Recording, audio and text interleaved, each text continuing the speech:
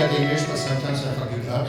Uh, but I'm not going to try to pronounce any names because I know I will be doing badly. So, guys, from the far end to over here, could you please introduce yourself?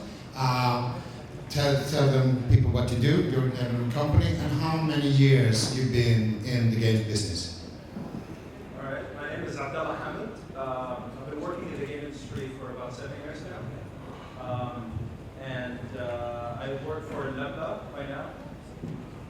Nabla is a company that makes mobile games for, I call it mobile games for the Arabic market, specifically GCC. And technically, I'm the VP of marketing, but that really doesn't mean anything. I just do a lot of other things too.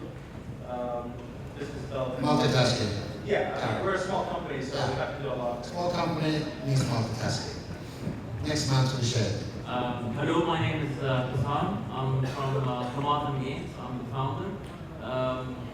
I've been in the industry for the past maybe 6-7 years ago. Tomatum is a mobile games publisher focusing on the Arabic market. We provide culturally relevant mobile games for the Arabic market. Okay, I'm Barış. I'm the CEO of Netmarble EMEA. So maybe some of you know us as Joygame in the region. I've been in this industry more than 5 years. So Joygame was a Turkish game publisher active in Turkey and Middle East. And 2 years ago, we have been acquired by Netmarble, Korean #1 game developer and publisher. So we are quite active in mobile, PC, and web game industry.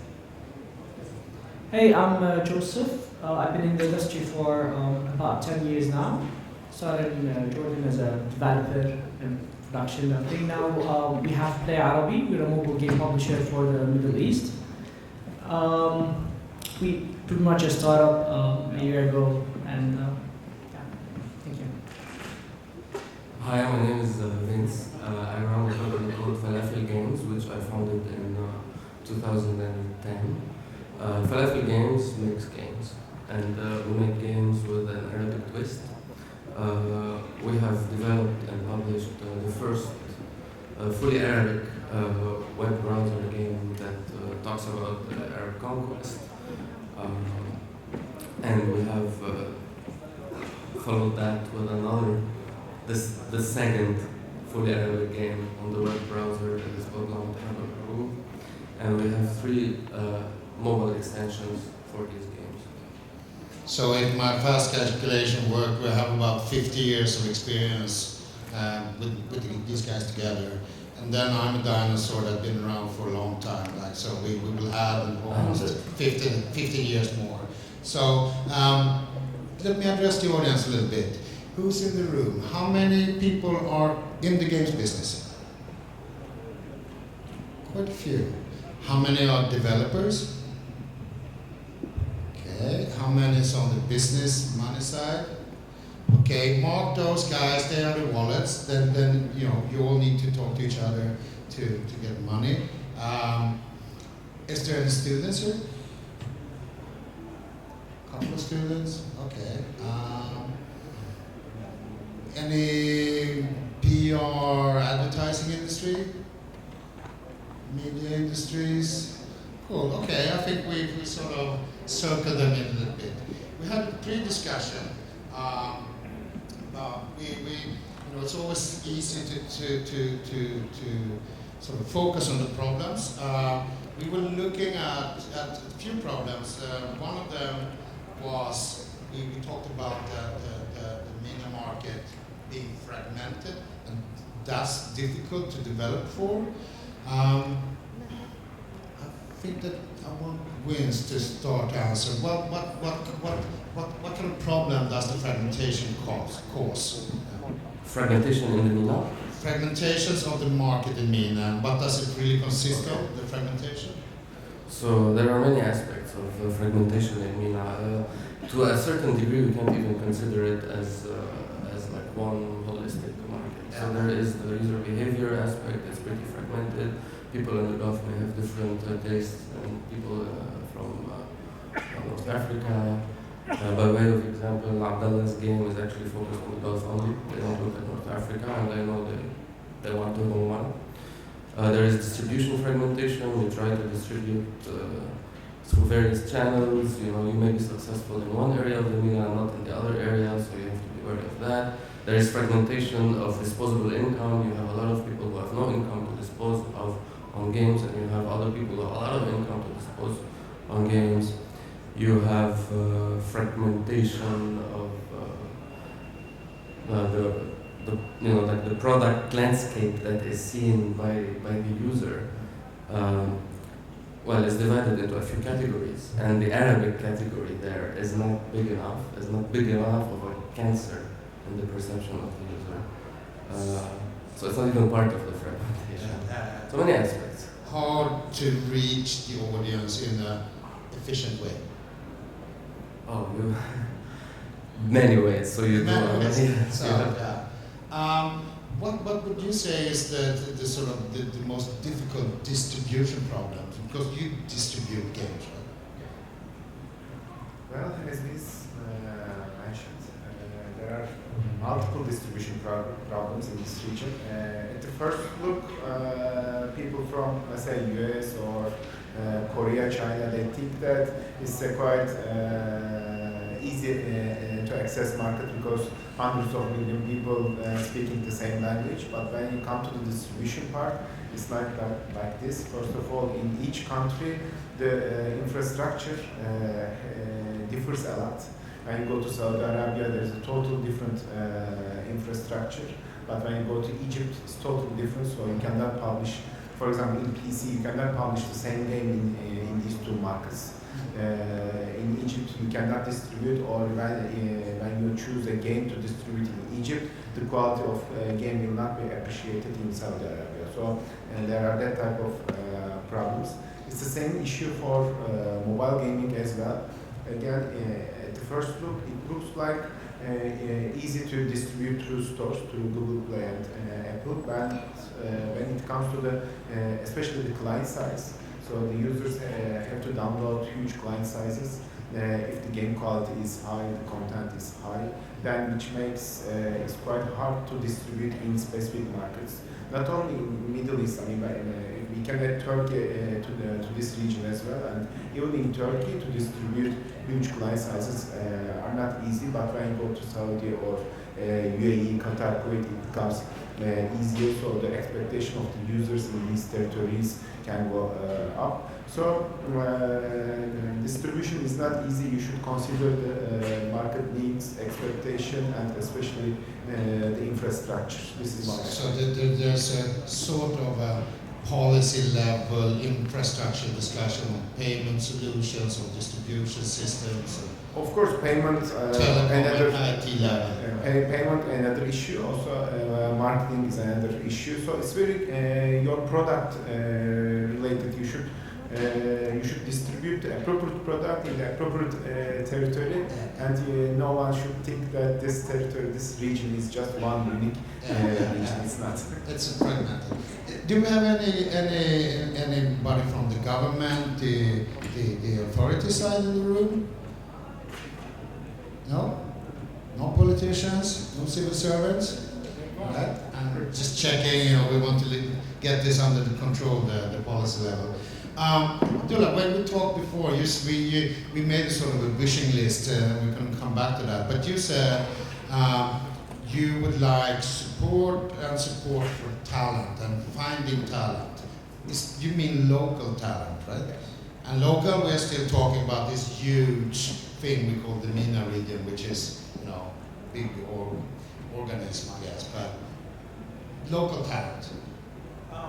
Yeah, I mean, obviously, when we look at the region, we can definitely see that there is a huge lack of talent. And everybody that's actually good, that's in the region, probably left a long time ago. I've worked with a bunch of people, Joseph has worked with a bunch of people that actually just left the country. They work with Gameloft, they work with Inish right now. There's a lot of people in Sega, there's a lot of people in other countries all over the world that just left the region. And we want to get those back. But at the same time, we want to produce more of those people. Most of these people were self-taught. So how can we produce those more and get more people who have access to information? And get people up to speed, get students up to speed, and try to destroy the language barrier with learning as much as possible. This is something that actually Rami started. Rami Ismail right there. He started an initiative called GameDev.world, which is trying to help lower or destroy the language barrier when it comes to learning how to do game development. So you need a sort of a food chain where Yes, you I mean, have young this is- people going into the industry and being taught, incubated Exactly. and developed. I mean, I think there's also a big role for educational institutes to actually push for that too and try to teach their students creative arts, more programming, but what's more important, how to mix both of those, how to use technology as art. I think that's what's important. That's what's going to create more talent in the region, where either foreign companies can come into the region and hire those people, or for those people to be entrepreneurs and start their own companies and try to use their own content. Thank you. Question to all the panelists, also it's like a short answer. Would you rather invest into a team, a studio production done in the Middle East to produce content for the Arabic-speaking market, or does it really matter where it's produced? I don't care. You don't care? What do you say? I don't care. I cannot say I don't care. Well, our priority is to invest and to develop companies and studios in this territory, because as Netmarble we care about locally developed content. This is our first priority. But on the other side, as my friends they say like this, I can understand it's not easy to develop high quality content in this region. But if you ask me, our priority is to develop the content in this region. I believe content is important to be developed in the region. Why? You will need to understand the culture. You need to understand the culture. Because if you are developing something, for example, if I want to go do something for the Chinese market, I have absolutely no clue on what like people in China like. Maybe the things that I actually like, they don't like, and vice versa. But maybe like commenting on the guy that they do not care yet. I do not care about the code itself. The code itself can be actually developed in some more developed part of the world. But the content has to come from India. I agree. I just want to be clear. Was the question about, is it important for companies who want to be successful in the region to develop content in the region? Or are you talking about in general, is it important for games to come out of this region? Answer the one you like the most. Okay. I think for foreign companies to be successful in the region, it's actually not important to develop in the region, but it's important to have people that are in your direct market actually giving you market intelligence and giving you advice on what works and what doesn't work. I think that's what's important for you to be financially successful, yes. But I also think that there are people and artists in the region that actually have a lot of stories and unique stories to say and tell. And it's important to enable those people to actually create their own content and export their cultures and their stories to around the world and be heard. Couldn't agree more. I think Could that's I important. add sort of explanation and stuff? So, I think you have to lean forward a little bit. yeah, so we said, I don't care, I think like we agree on a lot of things here. The point is, for it to work, it's better to be managed by someone who knows the region, just like you said, like Intel. So that's something. But where it is created, like when it goes down to the actual build level, it doesn't really matter in terms of things. As long as for example, the content in terms of art is to be directed by people who really know of the region or are actually part of it. And that's the whole point. Like where it is built doesn't matter, but how is it directed makes a big difference. So that's what I think. Even if the camera was developed by Sony somewhere else in Japan, Hollywood movies are still American. Yeah. So that's the idea. Good statement. We also, the market or the been around for such a long time, so you see the shift. into mobile, etc. And from Scandinavia and the Nordic regions, we have some extremely successful companies like Supercell, Mojang, Rubio, King.com. They are all companies that I've seen start and grow up and become multi-billion dollar investments. In fact, when Volvo got sold to China, the Chinese investor paid $1.8 billion for Volvo, car manufacturer. When Mojang got sold to Microsoft, they paid $2.5 billion. So the brand of Minecraft could be seen as more valuable than Volvo. And we see a lot of small studios making it great. We have this company called a game called Smash It, 2.5 guys, 200 million downloads. Those guys don't need to do anything else in their life if they don't want to. And what they say is that they really don't want to grow. Do you see any kind of that sort of rapid success stories, rapid production, making it good here in the region? Is there any real local success stories that could drive innovation, drive investments into this region in the game space? Complex question. Sorry about that.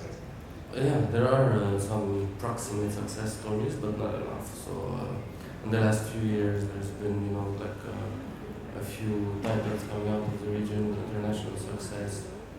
There's been some local titles developed locally with regional success, and some titles developed from outside but directly with local knowledge with phenomenal success. But they're just like 4 or 5 successes. Where we failed what we failed to achieve is to make them 10 or 20, and to make a feedback loop. Yeah. So there's proximate models, there's community management stuff. no, a feedback loop to the whole ecosystem. So you have a few success cases, but nobody learns from them. This is just that goes into maybe something you said, the lack of data in the region, and I have a bit of insight into King.com. There are around 550 or maybe 600 people now, and I think at least 70 works with data analytics. But gathering the data from the region, is that difficult too? It's pretty much impossible. You could ask, or very hard, you can ask Johan Abbasi sitting there, like advisors. It's gathering data about the region in technology is a very tough job, and most of it is based on a lot of, as far as I understand, is there's a lot of surveys, and that's just not enough. We need to be able to automate that data more. But the point of success is there has been successes, but there has not been rapid growth. Thing is, we had a lot of one-timers, a big hit, a big thing. And for example, Lambda is doing amazing, everybody knows, but Lambda also did not start small. Lambda started, in terms of caliber and thing, it did not start and grow, at least not in the same fashion I think about. And then there's the small studios, especially the indie developers. There's Konash here, and Konash had $750,000 on a game that he built in a jam pretty much, or him and a friend. And but this thing didn't scale, and that's the point. We have a problem in scaling the success, and data is part of it because we didn't study it well, we didn't try to replicate it, we experimented a lot, but not enough. And I don't think we, Vince said there are a few numbers, and if assuming that a big hit like Supercell is 1 out of 100 or 200 trials, we're still out of I 200. think we're way off on the film industry. I would say 1,000 almost. When So that's the thing, we need more. We need iPhone more. developer is $100 a month. So There's tons of games that never got downloaded even once. I mean, yeah. There is the public data, and you focus on your own data. So your data you own, and That's probably not don't community focus data. much. What? That's not community data, that's not market data, that's not region getting stuff. No, but if you put your data with my data and Yeah. put your data with my Let's do it. then you have community data. It's okay if you disagree. I like that. No, there is that. Actually, I agree that we should do it. But important, gaming companies, you know, we like to put a fake mask of artistic and creative aspect for us, but in fact we're really boring statistics companies sitting in the back end and counting beans day in day out. So we do focus a lot on our own data. We just don't have a larger picture, helicopter view of the data of the market. But even if you gather a lot of data, you still see the fragmentation, and you still feel as you're at the frontiers. There's no. The data will prove fragmentation. The data will support fragmentation. And provide solutions. But we also talked before that the feeling of being at some kind of frontier, where you don't have a textbook to develop the market. You don't really know which marketing channels are working the best, or which games are going to take success, or you have the genres laid out, but not fully. Is that correct? The short yes and no. How many games are on the App Store today? Because mobile is my phone, like iOS App Store in Arabic. We have less than 250 in Arabic. How many games Less are than there in 150 games in Arabic. Exactly, on iOS App Store. How many are there in English now? 400,000. More probably. Right, but the others are went down now. Yeah, If you take this and you study these, you have enough. I'm saying it's not enough. It's not even. So yeah. The study agreement, you need more games with Arabic content. And or on with Arabic. try. Right. To get game developers, you need to talk to the money guys, and then you meet these guys, and then you're all going to have created the whole ecosystem right now here. And that goes into a little bit to this might be the first time some of you met here. Yeah. And you should, you are able to form some kind of network. Do you think that, because that we coming from a European industry or a Swedish industry that has, 20 to 50 years history already, I see that the most important factor for us, being a small country way up north, almost where the Santa Claus lives, our network has been the most important asset for making it good in the market.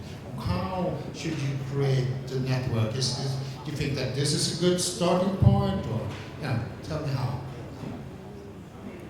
It's really hard to share data with other companies, especially with startups and smaller game companies that have actually a board of directors, because usually board of directors want to raise the value of the company, and information is pretty much value at this point. So it's really hard to push investors and actual board members to actually share that information freely. So it will be a challenge to actually try to achieve that. It's not going to be an easy task. But I think it should be done. At the same time, I think a network of education should be a better idea first. I mean, we started Game Taco a while back where a lot of indie developers were trying to help each other and share information. But I think that information is not there yet. We don't have enough information about that. There's a case study of 2 games that are out in Saudi Arabia right now. There's one called Darham Yashanab and the other one called Milk Al-Tarfir. And those games each got downloaded over 1 million times. But those guys are only making $3,000 a month out of it. I mean, there is a huge problem here where these guys are actually getting the reach. Their games are great, and people are loving them, but they're not making money out of them as good as they can.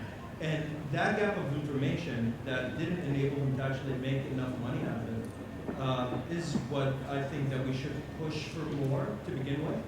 More than just sharing market data at this point. I think we should just help these guys succeed and actually collect their own data. I think it seems like the microphone's off.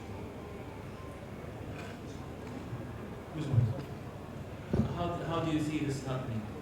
I mean, we can do this with a lot of different ways. I mean, what we can do is actually do workshops for those guys and teach them, for example, how to make money.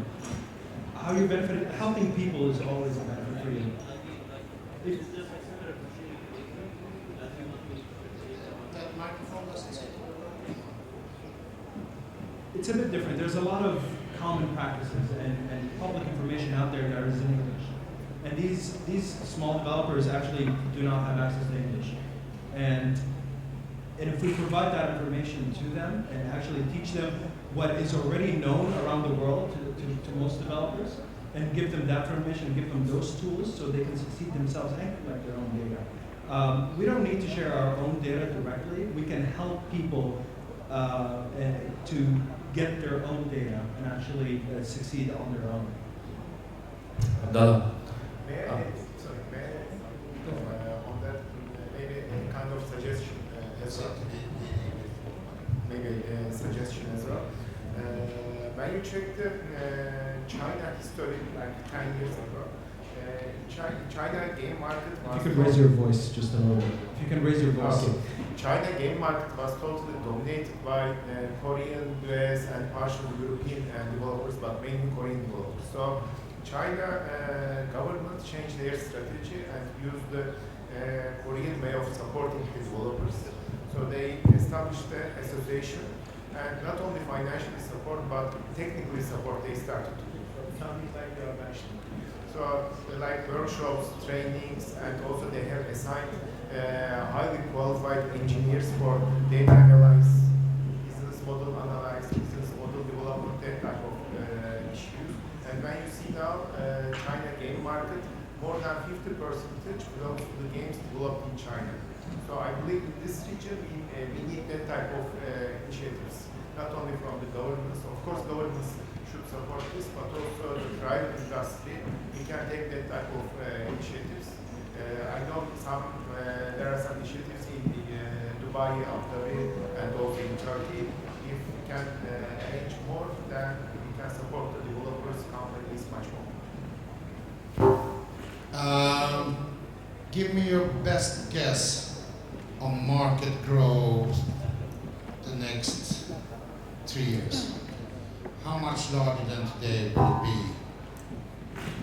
Your best guess, given that it gets a bit more less infected in the region. I think there's two scenarios. If the North African region opens up in many different ways, reduces a lot of obstacles that exist, we're going to see tens of forms of growth. And whenever that happens, it's inevitable, it's going to happen, we just don't know it. If it doesn't happen, we're going to see maybe 30-40% growth in 2 years.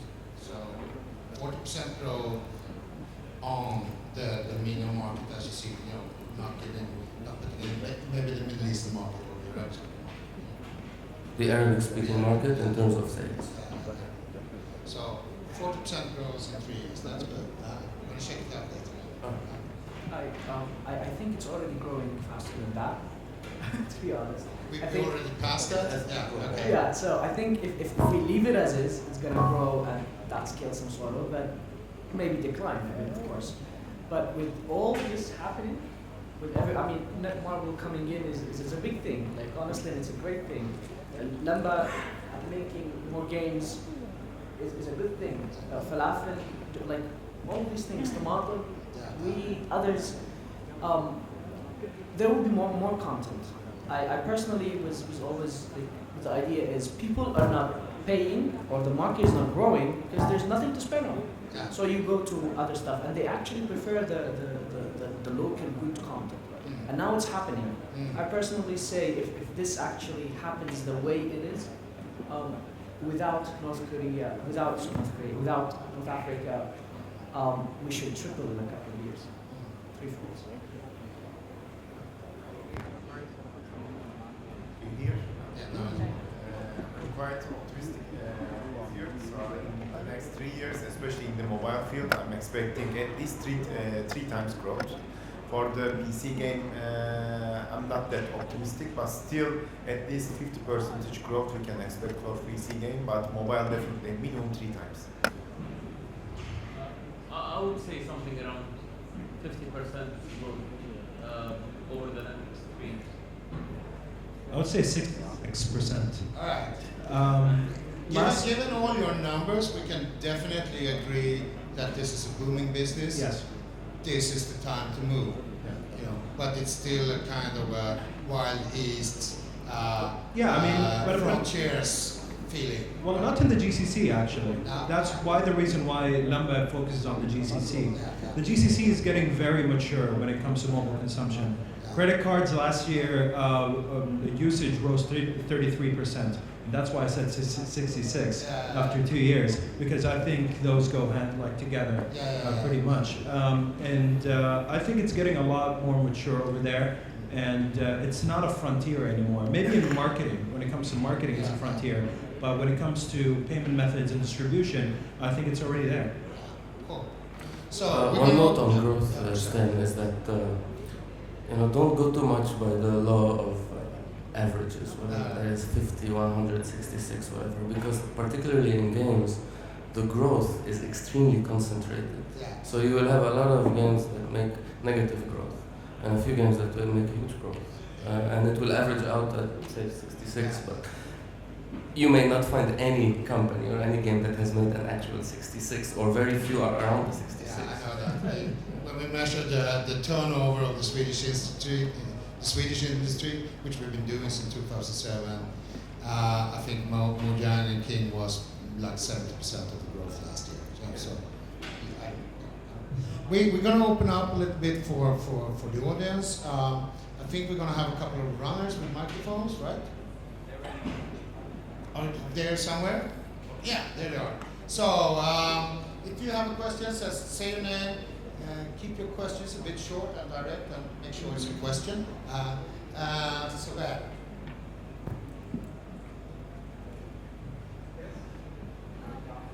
Yes, please. Is it possible that I ask a question? Yes. I'm not a ghost. Yeah, there. Now you're. Who's on? There's a mic working over there. All right, raise your hand. Stand up, please. Okay. Thank you. Okay, Thank you for the panelists. I came from China. I just one short questions. What's the major obstacles or the problems for the future mobile game developers for the growth of market? Is it payment or is something else? Thank you. I would say monetization for sure. The lack of experience that the developers and the people are in the industry here are trying to develop their own games, but they are seeing a problem in monetization. If we do not solve the problem for monetization, then we are facing a big problem with so many players, like companies, leaving the market if they cannot sustain themselves. All right, thank you.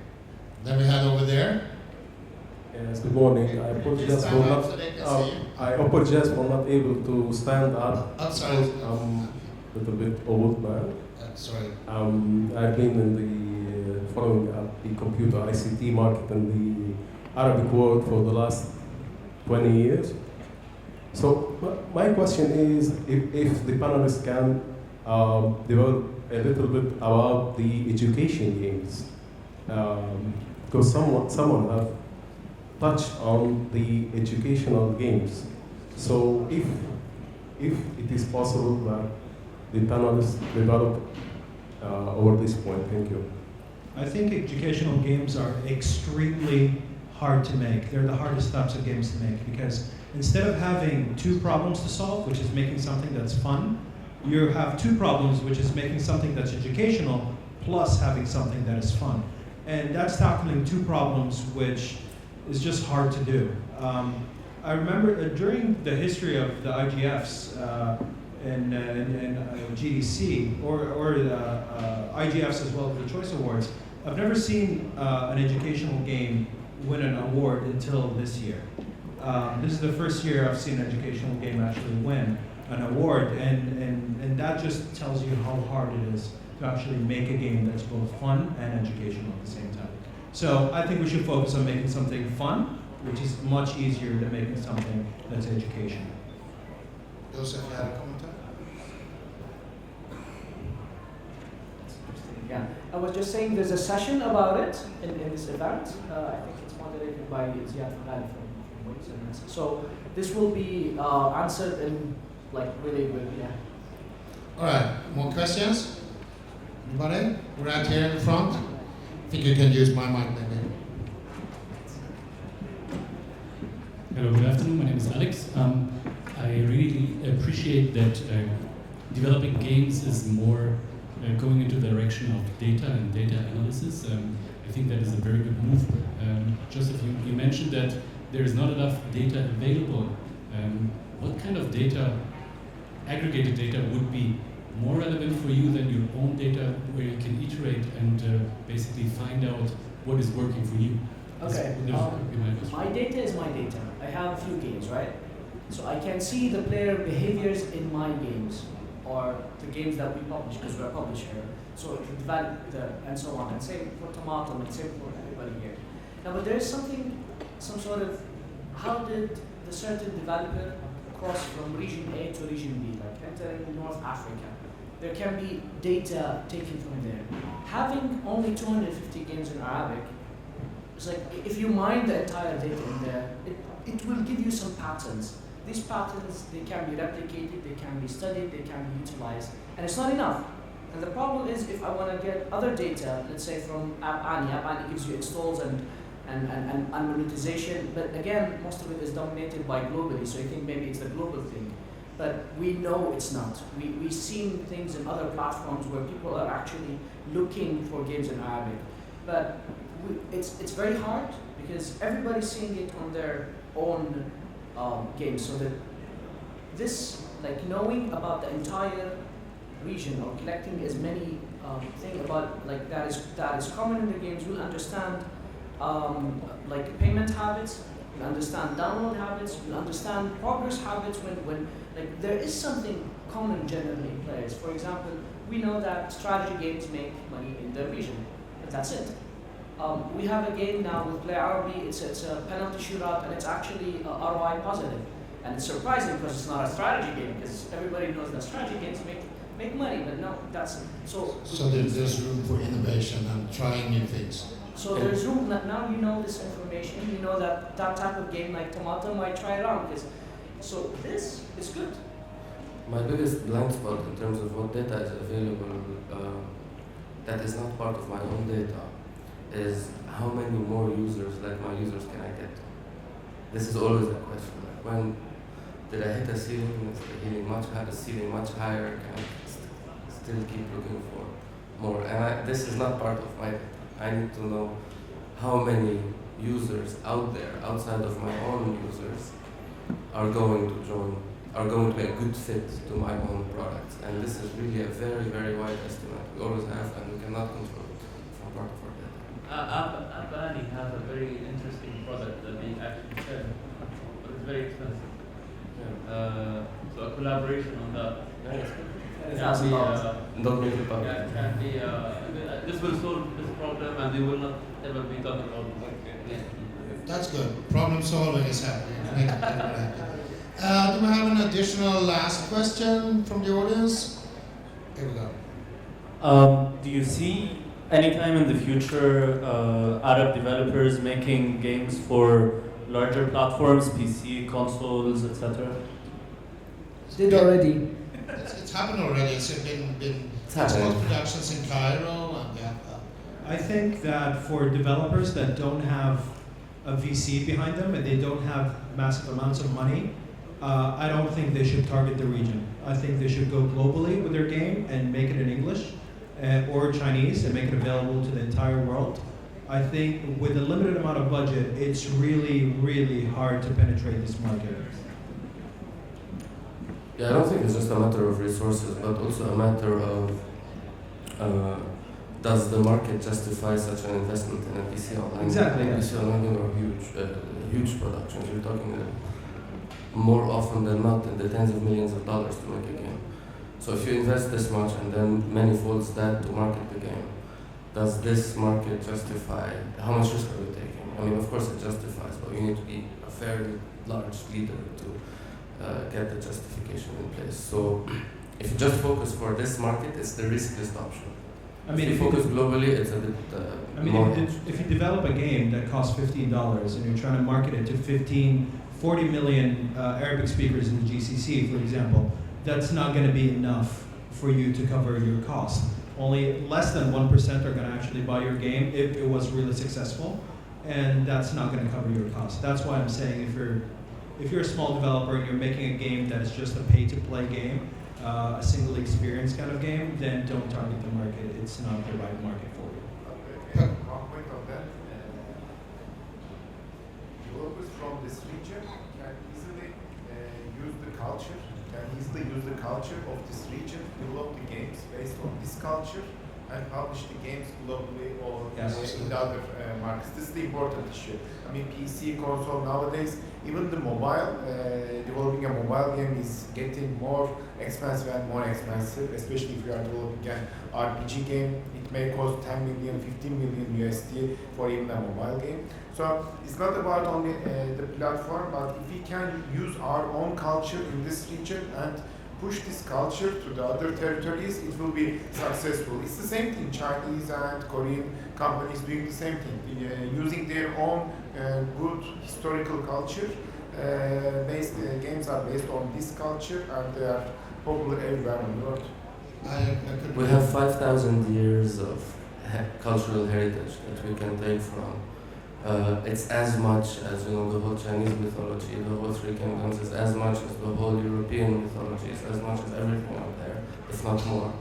And barely a few games are tapping into that reservoir of culture. So I like this point. I think that is really the biggest reason that we have. The largest single reason is let's do games for the Arabic people.